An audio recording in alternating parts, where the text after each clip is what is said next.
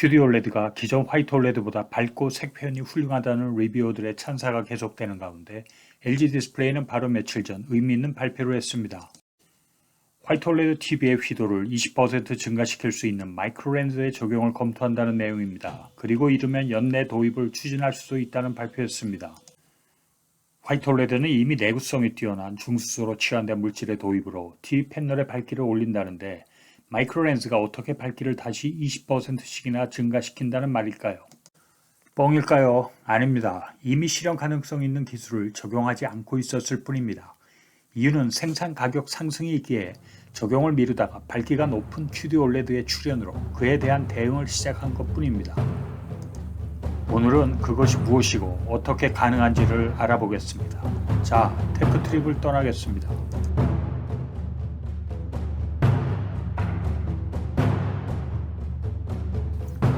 우리에게 다소 생소한 이야기일 수 있으나 올레드 소자에 전기를 가하여 빛을 낼 때 소자 내에서 발생한 빛의 20% 이내의 빛만이 소자를 탈출하여 외부로 방출되며 나머지 80% 이상은 소자 내부에서 열로 바뀌게 됩니다.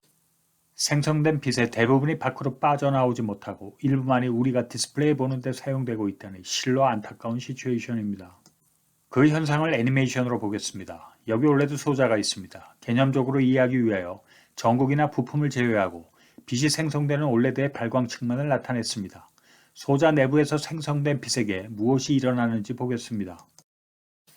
소자 내 임의의 한 점에서 빛이 생성된다고 가정했을 때 생성된 빛은 모든 방향으로 퍼져나가게 되며 그중 일부만 유리기판을 빠져나오게 됩니다. 나머지는 유리기판 내에서 되튕기다가 모두 흡수되어 열로 바뀌게 됩니다.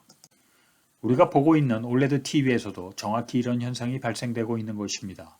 즉 올레드 소자에서 생성된 빛의 일부만이 노란색으로 표시한 것처럼 공기층으로 빠져나올 수 있으며 나머지는 붉은색으로 표시한 것처럼 소자 내부에서 연속적인 반사가 발생하게 됩니다. 그 원인은 우리가 중고등학교 당시 이미 배웠던 빛의 굴절 현상 때문입니다. 여러 가지 굴절 현상 중에서 빛이 굴절률이 높은 물질로부터 낮은 물질로 진행할 때 일어나는 현상에 대하여 기억을 더듬어 보겠습니다. 그 이유는 빛이 생성되는 곳의 굴절률과 빛이 빠져나가서 만나게 되는 공기층의 굴절률 차이 때문입니다.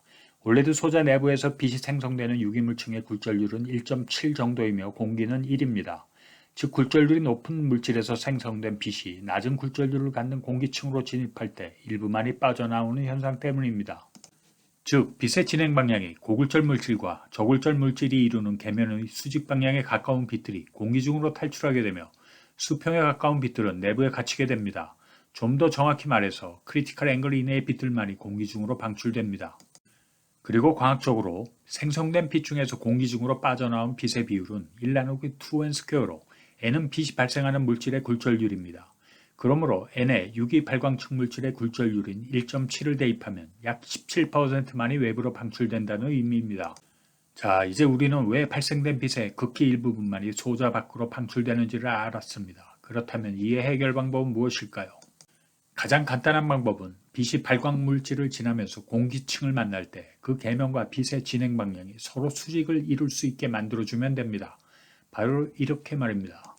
애니메이션으로 보면 이렇습니다. 한번 감상해 보시죠. 방구 렌즈를 소자 위에 위치시키면 소자에서 생성된 빛은 모든 방향으로 진행하지만 공기층에 진입할 때 항상 공기와 발광층이 이루는 계면의 수직인 방향으로 진행하게 되며 대부분의 빛은 공기층으로 빠져나갈 수 있게 됩니다. 그렇다면 이러한 기술을 변형 없이 올레드 TV에 그대로 적용한다면 무슨 문제가 발생할까요? 그렇습니다. 과거 CRT TV보다 더 덩치가 큰 TV를 만들 수밖에 없습니다. 그러므로 올레드 TV의 초방막 특성을 유지하면서 빛을 공기 중으로 더 많이 빼내기 위한 실질적인 방법은 바로 마이크로 렌즈를 사용하는 방법입니다. 물론 거대한 렌즈를 사용하는 것보다 효율이 떨어지지만 TV의 두께를 증가시키지 않으면서 화면 밝기를 높일 수 있는 가장 실용적인 방법이라고 할 수 있습니다. 그리고 논문과 특허에는 마이크로 렌즈를 사용하여 효율을 높이는 수많은 방법들이 발표되고 있습니다.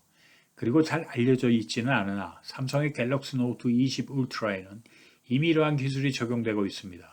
디스플레이 내부에서는 앞에서 설명한 마이크로 렌즈가 이미 사용되어 디스플레이의 밝기를 향상시키는 역할을 하고 있는 것입니다. LG 디스플레이가 그 중에 어떤 방법을 사용했는지는 정확히 알려진 바는 없으나 20%의 효율 증가에 그치는 것으로 보아 난이도가 높은 방법보다는 보다 실용적인 방법을 택한 것으로 보여지고 있습니다. QD-OLED 방식을 사용한 삼성이 화이트 OLED에 비하여 밝은 화면을 제공할 수 있다는 강점을 앞세웠는데 LGD의 중수소로 취한된 물질 그리고 마이크로렌즈 기술의 동시 적용으로 삼성 QD-OLED의 높은 밝기가 가지는 장점은 조만간 무력화될 것 같습니다. 마이크로렌즈를 사용하게 되면 시야각까지 개선되므로 그것 또한 무력화될 것으로 예상됩니다. 남은 것은 퀀텀닷을 사용하기에 얻을 수 있는 높은 색재율만 남게 되는데 과연 삼성은 이러한 이슈를 어떻게 대응하게 될까요? LG 디스플레이의 이러한 움직임에 대한 삼성의 대응이 무엇일지를 기대하면서 오늘 영상을 마치겠습니다. 안녕히 계십시오.